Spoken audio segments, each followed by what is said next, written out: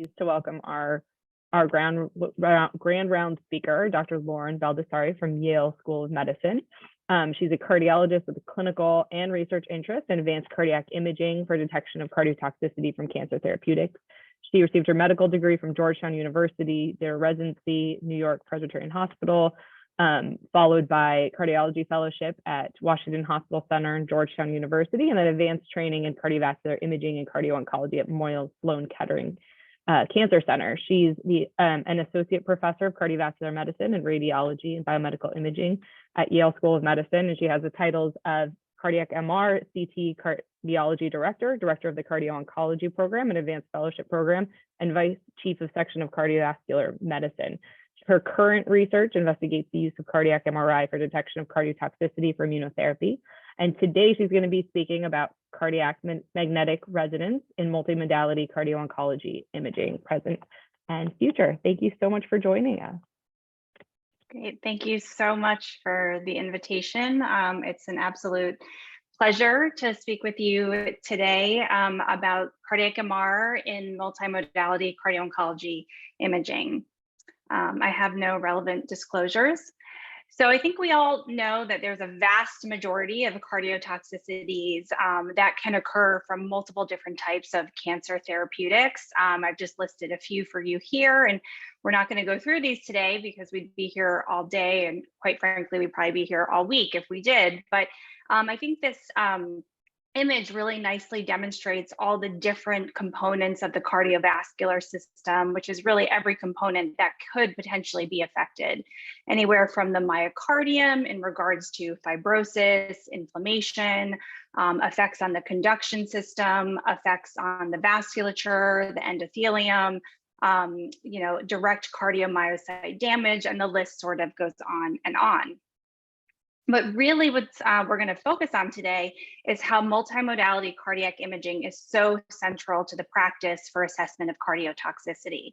So of course, echocardiography is very widely available and is one of the first line and mainstay imaging modalities of choice in cardio-oncology. But cardiac MR has a significant and rapidly growing role in this field. And of course, there is a role for cardiac CT and coronary CTA, as well as nuclear cardiology.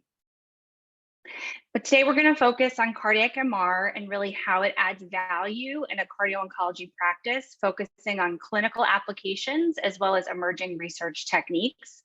We'll spend most of our time talking about cardiac function, both preclinical dysfunction and clinical cardiac dysfunction, as well as tissue characterization for cardiomyopathy assessment, with a fair amount of focus on myocarditis. Briefly touch upon ischemia, valves, cardiac tumor, pericardial disease, and then focus the end on how do we integrate this into a multimodality practice and some of the challenges and the opportunities associated with that. So many of you may know that actually the landmark studies in cardio-oncology were done in nuclear cardiology. Actually were done at Yale with Dr. Zaret and others.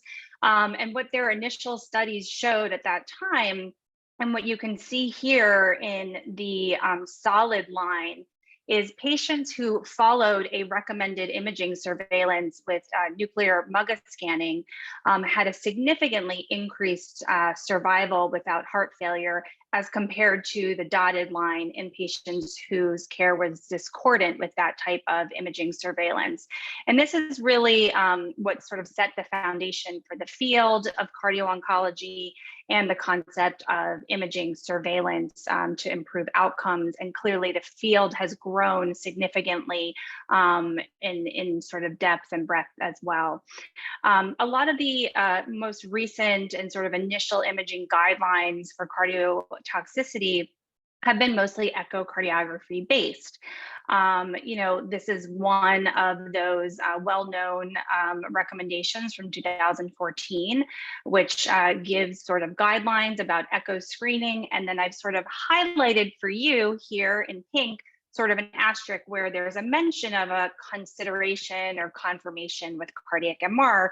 But I think what I'll show you today is that there's a much growing application for CMR. What this document did do was it put out that definition for us of CTRCD, or cancer therapeutic related cardiac dysfunction. This document specifically labeled that as an EF drop of greater than 10% to a value of less than 53%. There's multiple different sort of guidelines out there with slightly different cutoffs, but in general, this captures the sense of the definition. Many of you are familiar with what a cardiac MR looks like. I'll just briefly show some cine images here for those of you who don't read MR, but up on the left, you have a 3-chamber similar to a parasternal long axis view in echo, bottom left a 2-chamber, in the middle a 4-chamber, and on the right, you see a short axis cine stack. And this is basically the short axis cine stack that we use to assess for accurate LV and RV volumes, ejection fractions, and mass, with tracings, as you can see here, at end systole and end diastole to give us accurate quantitative assessment. So it's important to understand, what are the correlations amongst the different imaging modalities. There's multiple studies that have looked at this. I like this one. These are breast cancer patients who received trastuzumab as well as an anthracycline-based therapy. And at the same day, they underwent 2D, 3D echo, as well as MUGA scanning and CMR. And what you can see here, using CMR as the gold reference standard for EF assessment, on the left, there's sort of only moderate, not so great correlation with 2D echocardiography. In the middle, you can see here really nice correlation with 3D echo. And then on the right here, you can see, again, nice correlation of MUGA with CMR for left ventricular ejection fraction. This is another study in adult survivors of childhood cancer who received anthracycline and/or chest radiation. And again, when using CMR as the gold standard for EF assessment, what you can see here in this gray box is that just over 10% of patients were misclassified as having an EF of equal to or greater than 50% by 2D echo, when actually by CMR, they had an EF of less than 50%. And so I'll bring your attention here. This is a table from a recent document put out by our ACC Cardio-Oncology and Imaging Leadership Councils with some recommendations for imaging and cardio-oncology. And what I like about this is it's meant to be sort of a simple definition and recommendation for cardiac imagers. There's so many great guidelines out there, including the most recent, incredibly comprehensive ESC guidelines. However, many imagers do not practice cardio-oncology, and they don't take into account other clinical factors and presentations, but they want to know how to read these studies in their labs. And so this kind of sets up nicely what defines definite and possible cardiotoxicity based on an EF drop of greater than 10% to less than 50%, and then also taking into account strain, which we'll discuss in a bit. But the important take-home message is what I've highlighted here in pink for you, which is that there's a strong recommendation that if one cannot obtain a diagnostic echo, a high-quality diagnostic echo for whatever reason, that cardiac MR is really second line as the next test to be ordered. I won't go through this in detail, but this is to show you our own cardio-oncology imaging algorithm for our program, and sort of how we've taken the national and international guidelines and tailored them to our resources at our institution. And I've highlighted again here in pink our liberal use of CMR in this algorithm. And sort of zooming in, you can see it's used when, again, echocardiography cannot be obtained, when there is a abnormal EF at baseline, or even a borderline abnormal EF at baseline. We want to confirm that. And then during follow-up as well for assessment of any new cardiomyopathy. And I'll just go back and highlight for you here also that we have liberal use of stress CMR in this patient population, which we'll touch on a bit later. One interesting thing that we found when we looked at, what happened when we officially integrated CMR into our imaging algorithm for these patients, you can see in sort of early 2014 with the green bar, clearly as we introduced cardiac MR, the use of it went up in our patients. But interestingly, what you can see on the right here is that, of course, echocardiography remained the main imaging of choice in these patients, but actually the use very slightly declined over time in parallel, which was statistically significant. And what we're hoping is that this represents that we're picking the right tests for the right patient at the right time and just not over imaging patients. So, but we do know that, we need more sensitive techniques. It's not just about EF. We don't want to wait for EF drops, and we certainly don't want to wait for clinical heart failure. What you're seeing here on the left in the yellow line is patients with trastuzumab-induced cardiomyopathy, and you can see that compared to those without, that their cardiac event-free survival rate is decreased. And what you're seeing on the right is that, again, those patients with trastuzumab-induced cardiomyopathy, the longer time frame since the diagnosis to the initiation of heart failure therapy, the worse survival rate, cardiac event-free survival rate these patients have. So what we're really looking for in imaging is more sensitive techniques for detection of preclinical LV dysfunction. So many of you are familiar with strain imaging, often primarily done with echocardiography, where we can take a look at the longitudinal, radial, circumferential shortening of the endocardial, midwall, and epicardial fibers, respectively. What we want to do in cardio-oncology with strain is we want to detect cardiotoxicity early, but ideally we also wanted to help us with prognosis. And really in the end, the ideal is for it to help us guide therapy and management of these patients. So most of you are familiar with echo strain, and that can be sort of seen here in a bullseye plot, but in cardio-oncology, normally what we're going to refer to as the global longitudinal strain, as across multiple studies, this has been shown to be the most sort of reproducible and the most predictive of toxicity. And the reduction of greater than 15% from baseline is also considered to be cancer therapeutic related cardiac dysfunction. There's some limitations with strain assessment, like differences in vendors and softwares, and of course could be operator dependent. There's also some intrinsic factors such as age, gender, and loading conditions, which can vary specifically in cardio-oncology patients, which may affect strain values, and we need to keep that in mind. And going back to that original ASE document that I showed you, this is that other definition, not just EF-based, but strain-based of CTR-CD being a greater drop of 15% or greater from baseline. But one should know that we can also do strain with cardiac MR. And I know Dr. Finn, who's at your institution, has experience with this and expertise in this as well.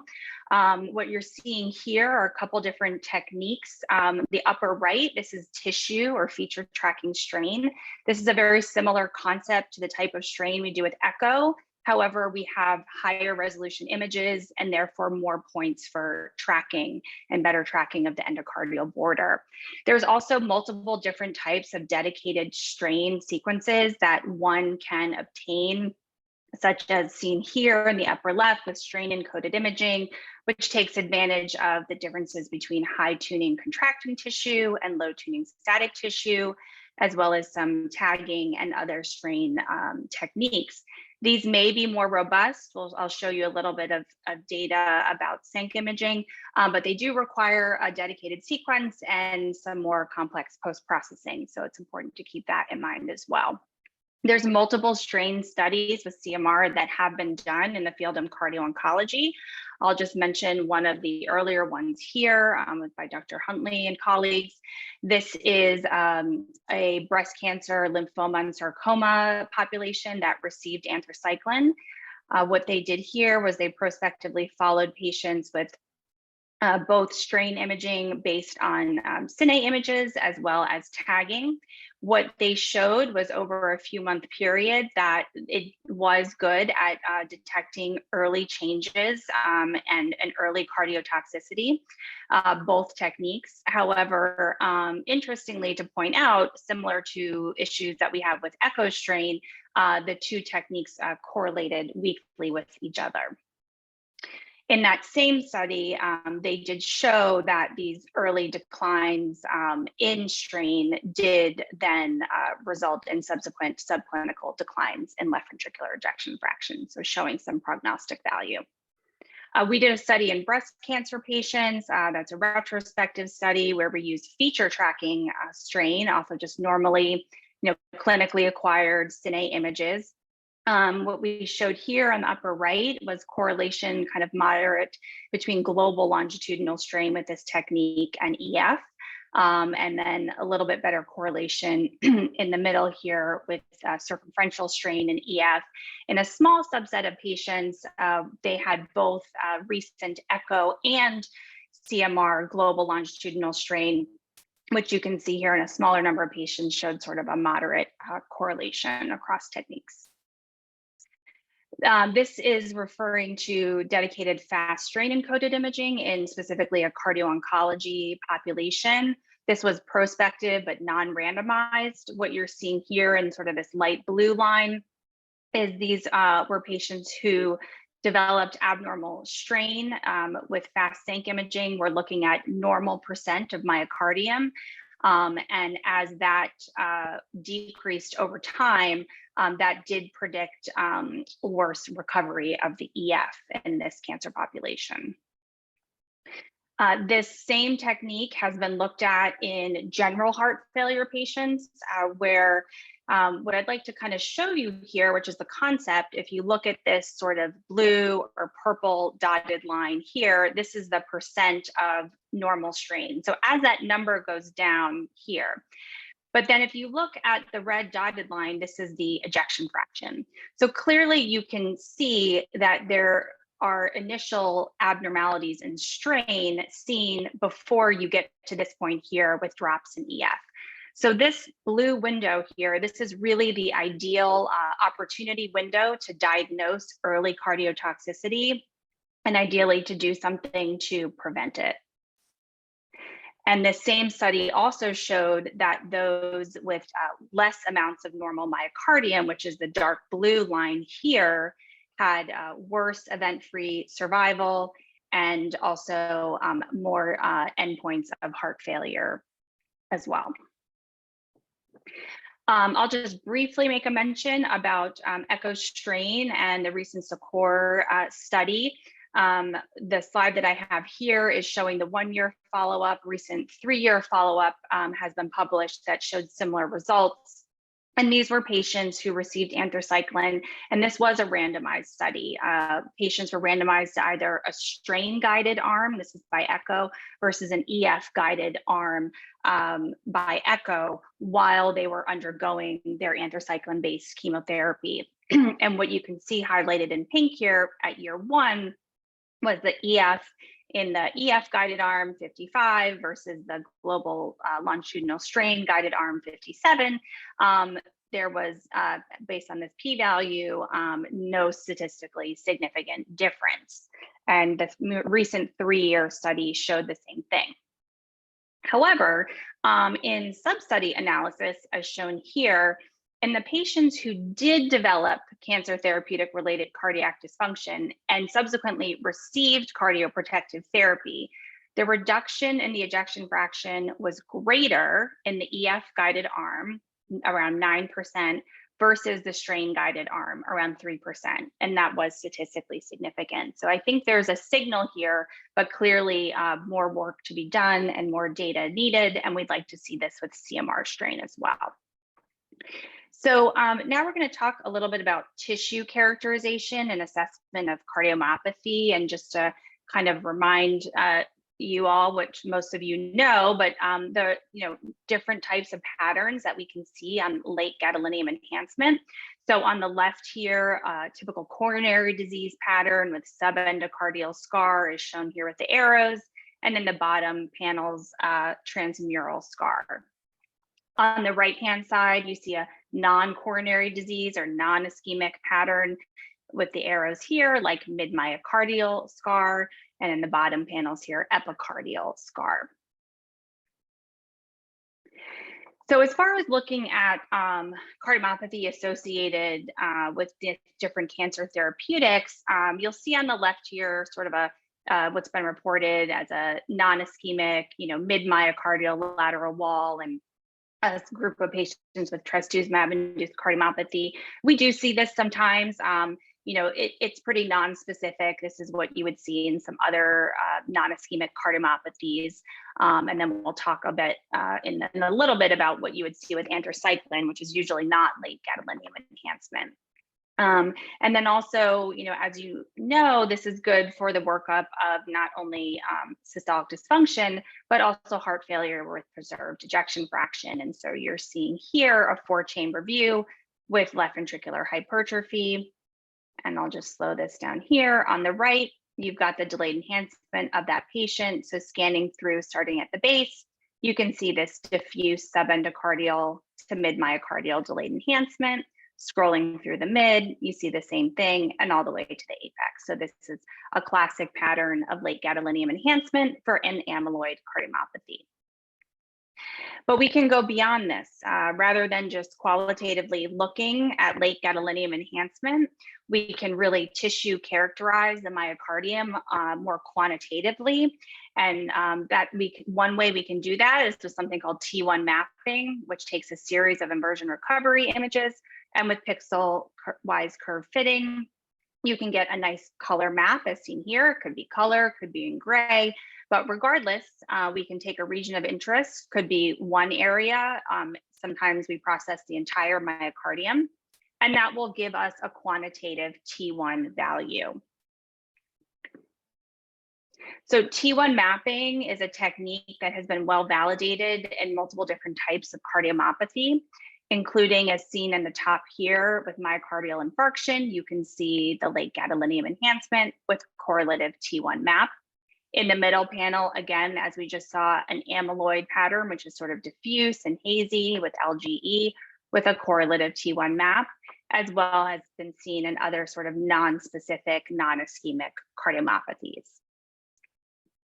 Specifically in cardio-oncology, early studies have shown, both in preclinical and clinical studies, association of T1 values with anthracycline toxicity.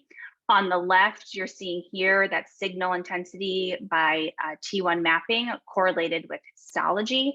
This was in a anthracycline-based rat model. And actually, these T1 values did predict subsequent EF drops in that preclinical model. On the right, what you're seeing here is looking at extracellular volume, and that's something that we can derive from both the pre and the post contrast T1 maps. And what you're seeing here is that increasing amounts of anthracycline dose, this is in patients who previously received anthracycline, increasing dose correlates to increases in extracellular volume concentration. And then on the right, you're seeing that as that ECV increases, actually their exercise capacity decreases as well. Now, we can do, as we talked about, assessment with late gadolinium enhancement for amyloid, but also we have the possibility of doing this cardiomyopathy assessment without contrast. This is another example of one of our patients, a woman in her 50s with concern for cardiac amyloid. You can see here in the 4-chamber view, concentric LVH, biatrial enlargement, mild pericardial effusion, very suspicious for amyloid. This patient at the time had acute renal failure and was going on dialysis acutely, and we did not want to give her contrast at that time. So we did native or non-contrast T1 mapping, which you can see here, putting a region of interest over the interventricular septum. We were able to derive her T1 values, which were elevated. And based on prior studies, as shown here, what I've highlighted is where her value fell, which is in the definite cardiac amyloid category. So we're able to make that diagnosis without contrast. Interestingly, this patient we did follow over time.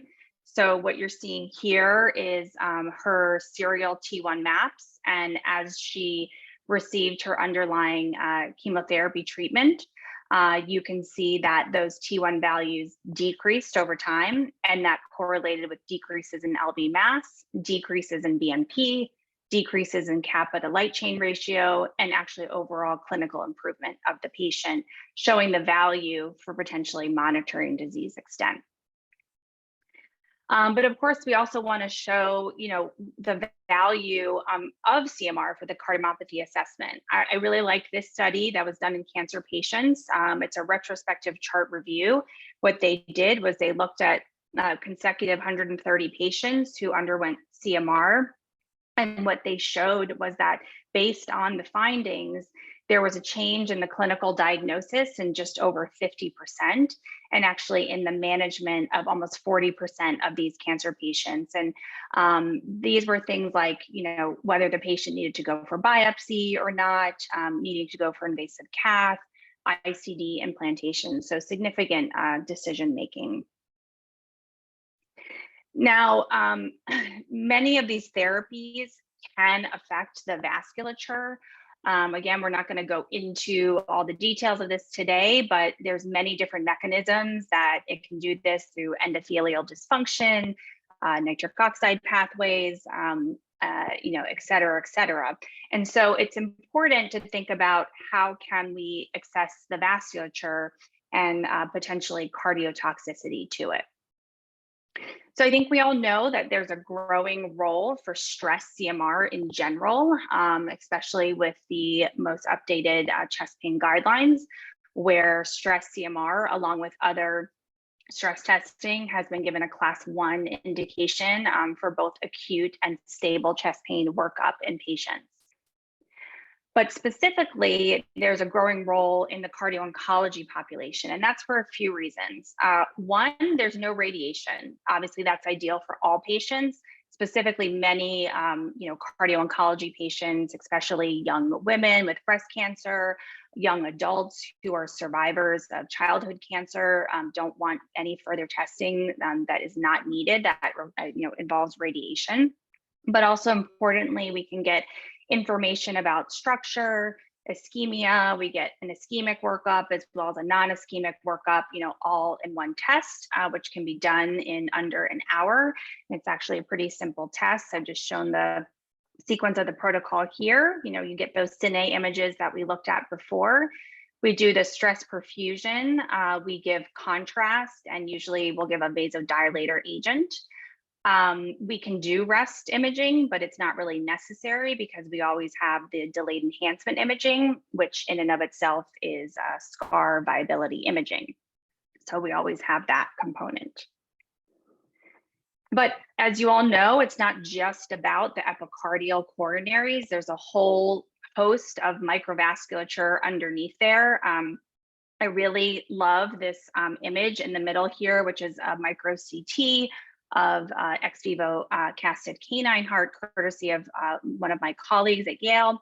And of course, you can see very nicely here the epicardial coronaries, but you can really see to the eye the vast amount of microvasculature that that exists there as well. And so we know that some of the cancer therapeutics may be affecting microvascular, may be causing microvascular dysfunction. And so with CMR, there's multiple ways we can look at this. I've just shown one example here. This is a study we did in patients with breast cancer who developed cardiomyopathy while undergoing treatment, and looking at subendocardial, subepicardial perfusion ratios, showing correlation of those with ejection fraction as well as with abnormal strain. And I would just say that in general, the field of stress CMR is moving towards more quantitative perfusion, especially with AI assistance as well. So this is an emerging field. I'm not going to go through all the stress CMR data, but I do just want to make one point here. In a predefined, secondary analysis of the CMARC study, which looked at comparison of stress CMR with SPECT using invasive angiography as the gold standard. You see on the right here, specifically in females, that CMR outperformed SPECT with a sensitivity of 89 versus 51% in this study. And as I previously mentioned, this is very relevant for a lot of our, especially our young female patients in cardio-oncology. However, we have quite a ways to go with this. This is a slide courtesy of Dr. Lon Simonetti, which was presented at the most recent Society for Cardiovascular MR plenary session, where we're seeing here Medicare data, and at this bottom line, you can see, what are the percent of studies, and it's about 84% for SPECT for stress studies, about 15% for echo, and for CMR, it's less than 1% at 0.3%. I'm going to show here a comprehensive CMR assessment of one of our patients. This is a 44-year-old female who had a new drop in ejection fraction while on trastuzumab therapy. She had some aortic regurgitation that was difficult to quantify on echo. She just had some difficult windows, and she was awaiting breast surgery due to some cardiovascular risk factors and the drop in EF. We also needed to evaluate for ischemia. So here's her 4-chamber on the left. You can see her left ventricle is dilated. The function is mildly down, which we quantitated as such. On the right with the arrow here, you can see this dephasing jet. That's her aortic regurgitation, which clearly we can visualize qualitatively.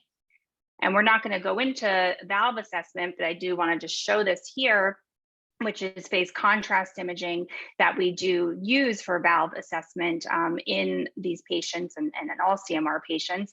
And what we're doing here is we're putting a region of interest in this scenario over the aorta. We're directly measuring the amount of forward and backward flow. And that gives us a direct quantification of the aortic regurgitation, which in this patient, we were able to quantify as mild with a regurgitation fraction of 11%. So then we did her stress CMR, and you can see this on the left here. So this is real-time first pass perfusion. You can see the contrast come into the right, go over to the left, and perfuse the myocardium. We'll do a basal, mid, and apical slice. And in this case, it's perfusing homogeneously, so there's no perfusion defect. So we're able to rule out ischemia in this patient. And on the right, very teeny little, mid-myocardial lateral scar, which is non-ischemic and can sometimes be seen in trastuzumab-associated cardiomyopathy. I won't go into CMR for tumor assessment because we all know the value of that and when we would use that. But I will just make a comment about how it can also help with management. And this is just one of the cases here. An unfortunate young 47-year-old female with breast cancer who presented with an acute stroke. She had an echo that had some difficult windows. It looked like probably something going on in the apex, but couldn't really be well visualized. Here you see her 2-chamber view. You clearly see that there is a mass here that's attached to the apex, and there's a kind of hypermobile component to it as well. On the upper right-hand side, you see a post-contrast cine. So you're starting to see some uptake of contrast, and that in the stalk of the kind of tumor here, kind of similar uptake to the surrounding myocardium, but there's that mobile component on top that's not taking up contrast. And when one does dedicated long inversion time contrast thrombus imaging, you see on the bottom right here that clearly that component, which is black, did not take up any gadolinium contrast. So this patient, then we therefore diagnosed with a tumor with thrombus component, and that indicated her to go on anticoagulation. And just another brief mention about pericardial disease, because this does come up a lot in our oncology patients, pericarditis, status post radiation, and other therapies. And what you're seeing here with the pink arrow is very thickened, both parietal and visceral pericardium with delayed enhancement. Some of these patients can go on to develop constrictive physiology, and you're seeing that maneuver here on the right with real-time imaging with deep inspiratory maneuver. You can see as the patient inspires, the diaphragm goes down. And you can see here that when that happens, there's a clear flattening of the septum, which is demonstrating ventricular interdependence in a constrictive physiology state. So we're going to shift gears now to myocarditis and immune checkpoint inhibitors. I'm not going to go into all the nitty-gritty details of the immune system, but I will just sort of briefly mention that normal T cell activation occurs when there's an interaction of receptors with tumor cells or other antigen presenting cells, as seen here in panel A. What you're seeing in panel B is what normally happens as far as normal checks and balances of the immune system with engagement of some of these receptors on the T cells and the tumor or antigen presenting cells. This helps to prevent things like autoimmunity. However, as you can imagine, this can also be beneficial for tumors to evade the immune system. So what immune checkpoint inhibitors are doing is they're affecting these receptors, these PD-1, programmed cell death 1, PD-1, PD-L1, the ligand, CTLA-4. And so in panel C, you're seeing circled in red here where those antibodies, those drugs are blocking those receptors.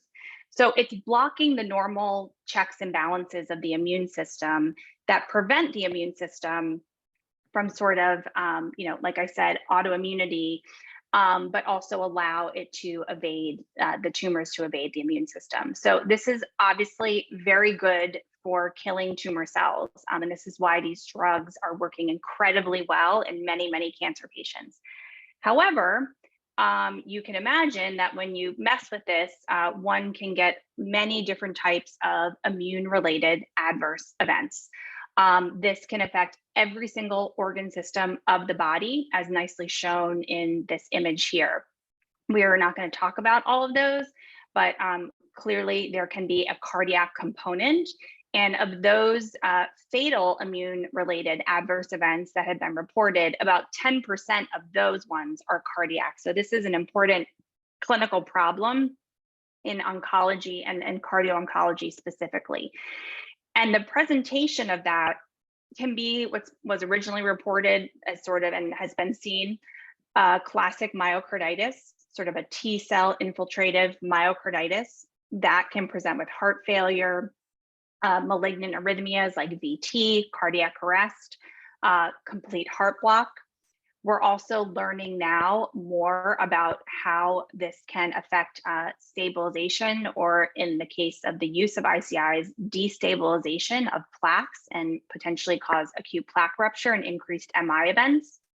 And then also has been reported Takotsubo as well. So this is just to give you an idea of the landscape of these drugs. This slide is a few years old, but the current landscape is very similar. What you're seeing here is that there's about over 4,000 clinical trials involving immune checkpoint inhibitors. And what you're seeing in these colored blocks here is that they're being used in combination with other agents that are known to potentially have cardiotoxic side effects. So that is just even amplifying the effect that this is having on cardio-oncology.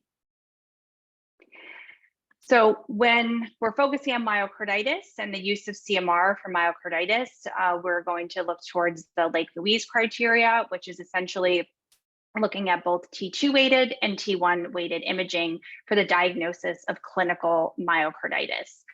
T2 weighted imaging can be done in sort of standard T2 sequences like seen here. You're looking for these kind of bright white areas of increased signal intensity.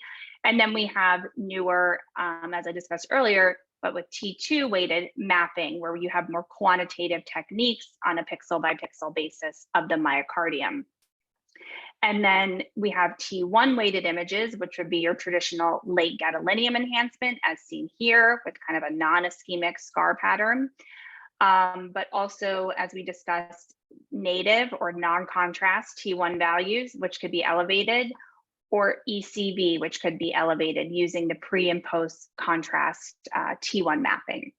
And so classically, when we look for clinical myocarditis on CMR imaging, we're looking to see 2 out of 2, both an abnormality on T2 weighted as well as a T1 weighted image, with that being more of a sort of definite myocarditis. However, 1 out of 2 could be suggestive in the right clinical context. And this is just showing here those more recent updated Lake Louise criteria, including the mapping techniques. And what I've highlighted for you in pink is just showing that when you add at least one mapping technique, whether it be T1 or T2 or both mapping, that you're really increasing the diagnostic performance of the cardiac MR. This is just one example of a patient with immune checkpoint inhibitor myocarditis. You're seeing here on standard T2 weighted imaging, this bright area, increased signal intensity with the arrows. And then you're seeing here with the arrows on the bottom panels, mid-myocardial hazy delayed enhancement consistent with non-ischemic. So this would be a 2 out of 2 myocarditis. This is an example just showing how helpful the mapping can be. This is on the left, classic T2 weighted imaging, where yes, in retrospect, you're thinking, okay, probably there's some increased signal intensity in that spot, but clearly in the middle panel on T2 weighted mapping, you can see that there is increase in inflammation and edema. And then on the right panel C, you see a really nice correlative late gadolinium enhancement in the same area.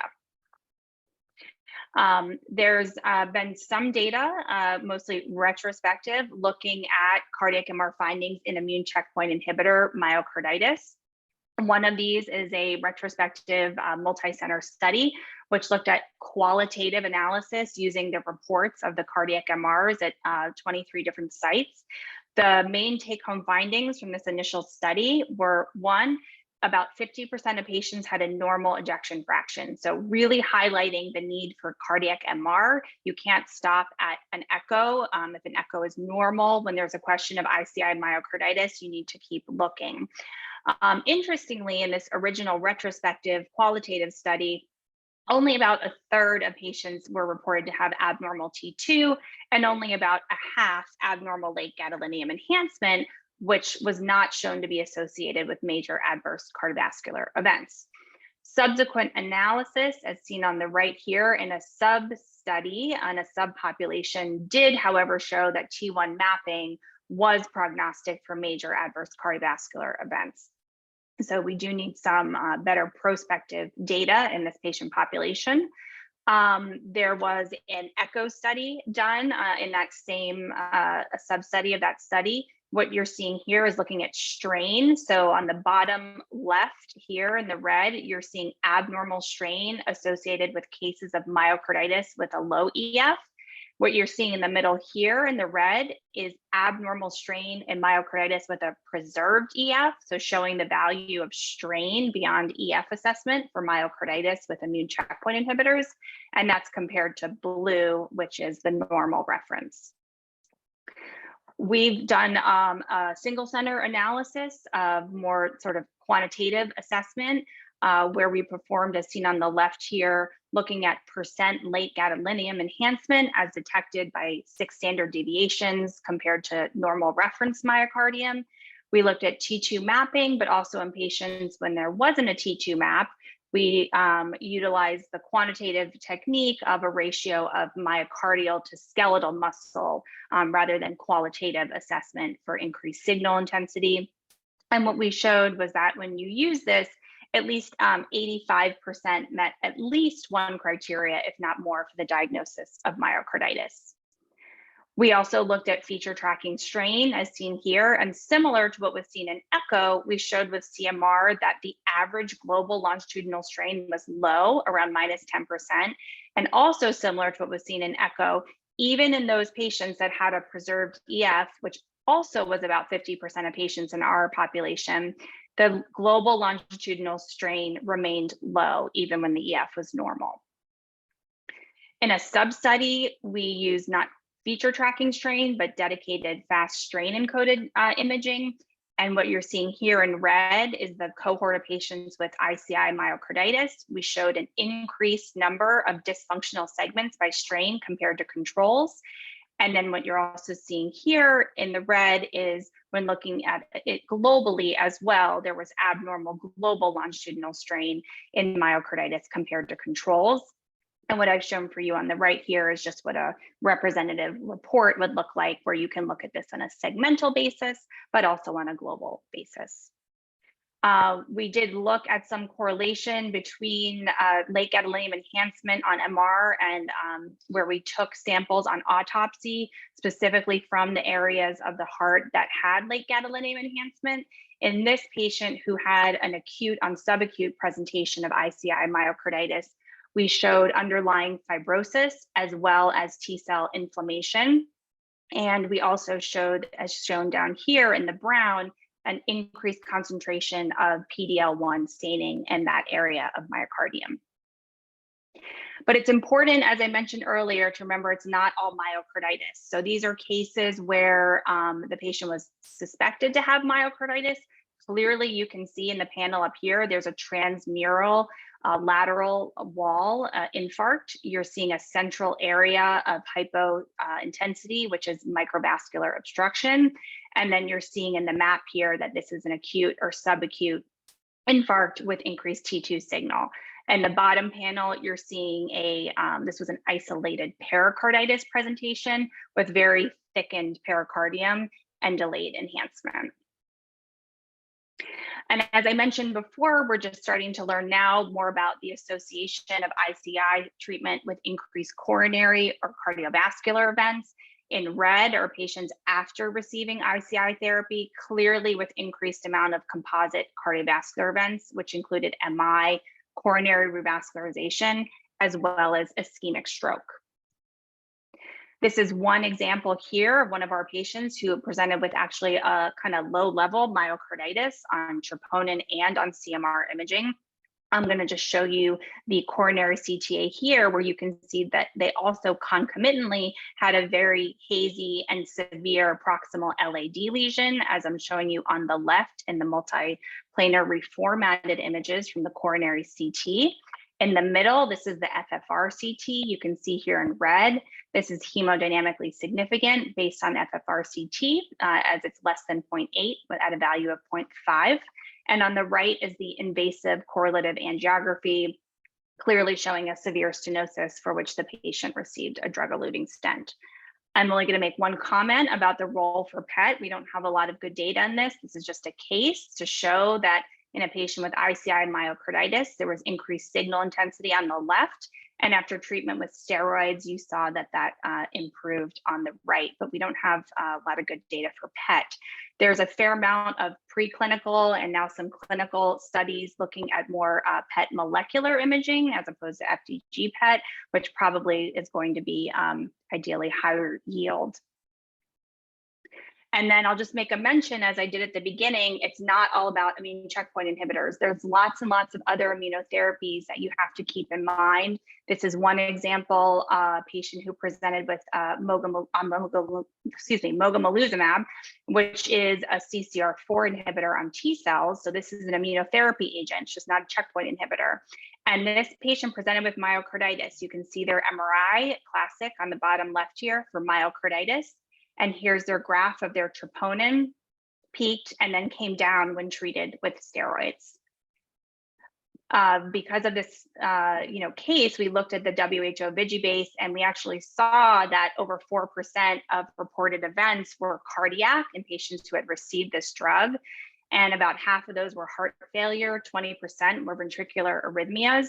And very importantly, as coded here in the blue dots, which are those that did not recover from their cardiac presentation, and the red dots, which are those that were fatal cardiac presentation, these happened very early on when they were fatal at around 8 days versus 73 days for events that were not fatal.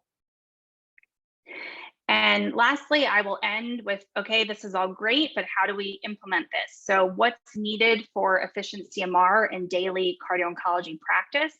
We need patient access, we need fast acquisition and results, and we need to incorporate it into multimodality clinical imaging.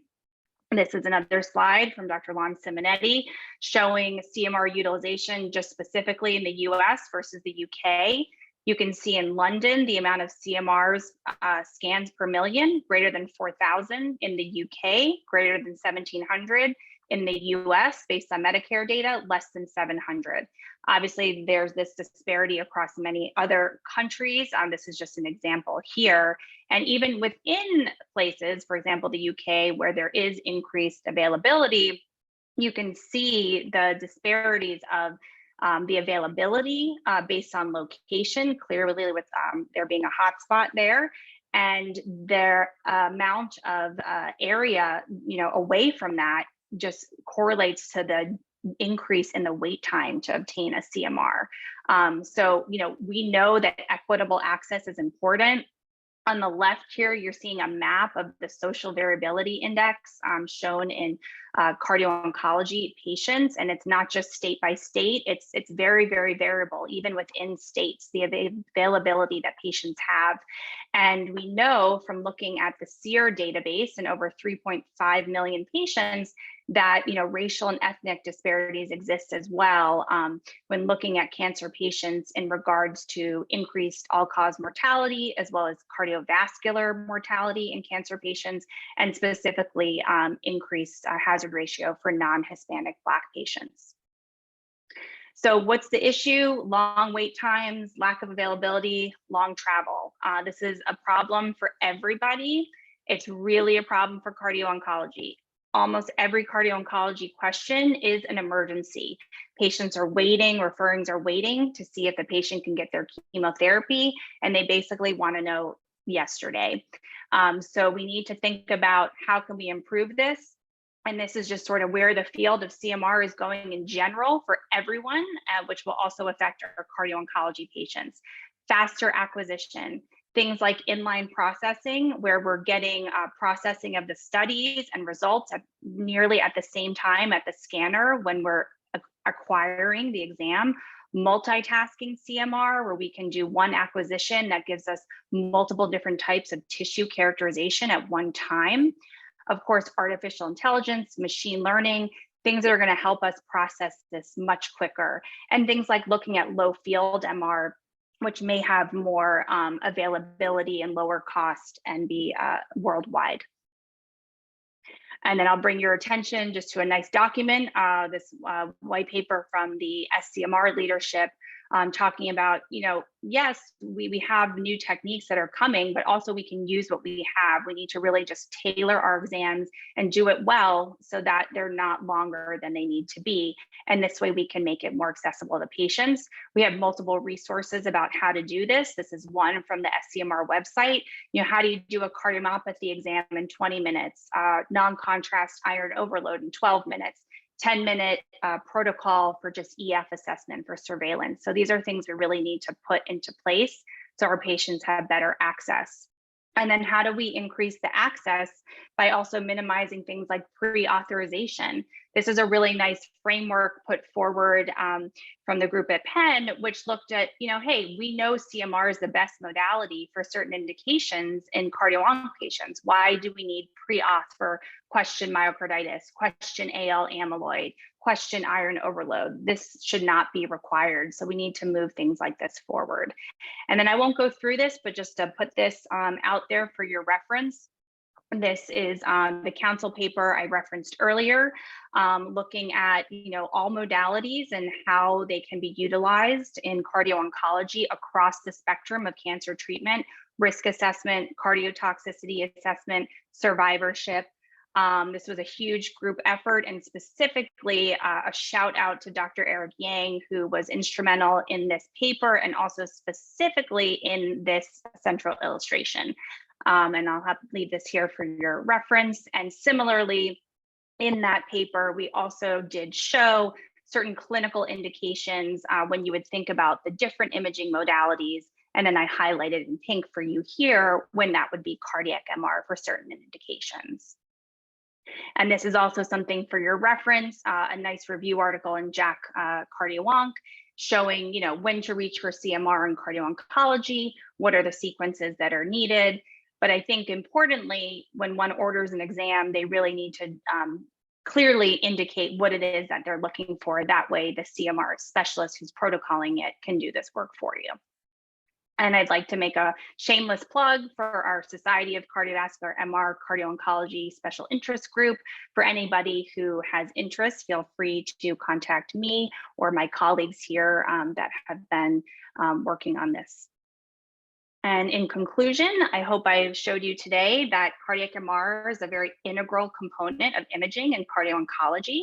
Obviously, it holds value for the evaluation of myocarditis. The technology is moving more quantitative and more sensitive techniques, and there continues to be a lot of opportunity for growth of CMR in multimodality cardio-onc imaging. I'd just like to acknowledge my colleagues as well at my institution in imaging as well as in cardio-onc. And thank you very much. Happy to take any questions. Thank you so much, Dr. Baldassarre. That was a wonderful overview of sort of cardio-oncology and the importance of multimodality imaging. Does anyone have any questions? Dr. Finn. Lauren, that was. Sorry, Eric, go right ahead. Oh, no, go ahead, John. I always have a million questions, so go ahead. That was a terrific talk, a terrific overview, Dr. Baldassarre.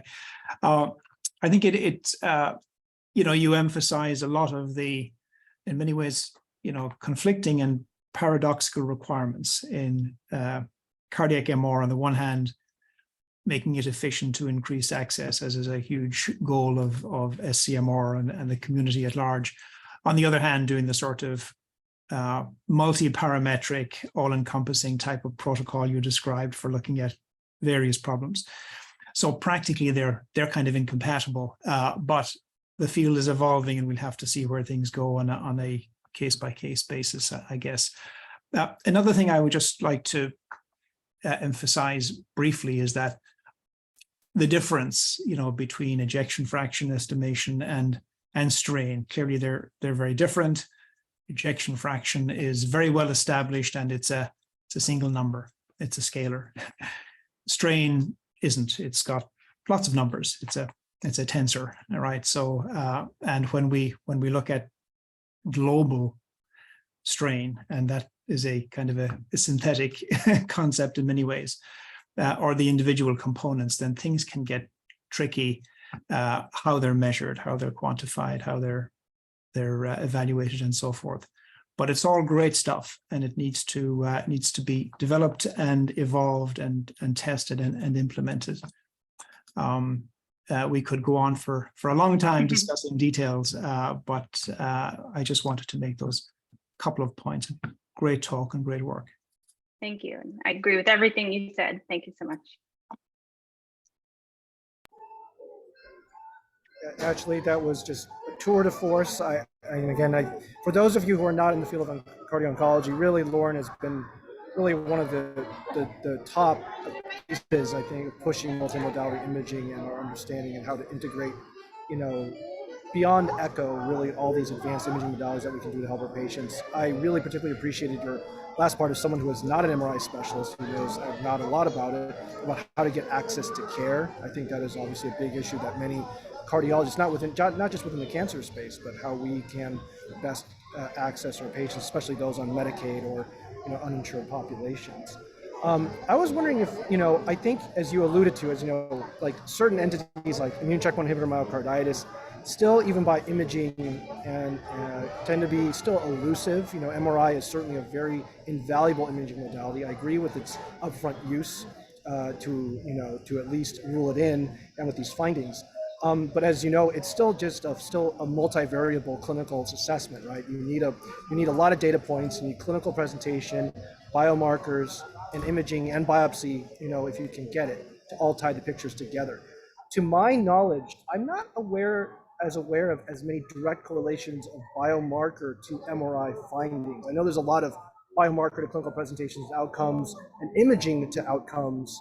I was wondering if you could comment on any data you're aware of, or in your own center's experience, how certain biomarker elevations, because I know that's also a very important aspect of this whole ICM myocarditis picture. Have you noticed any correlations of associations with particular MRI findings? Yeah, I mean, you said it, and as you know, you or I or others could talk all day and probably longer about ICI myocarditis and the complexity of the presentation, which I definitely did not go into today, which, as you stated, definitely goes well beyond just the CMR component. And I think that the CMR data that we have is quite limited.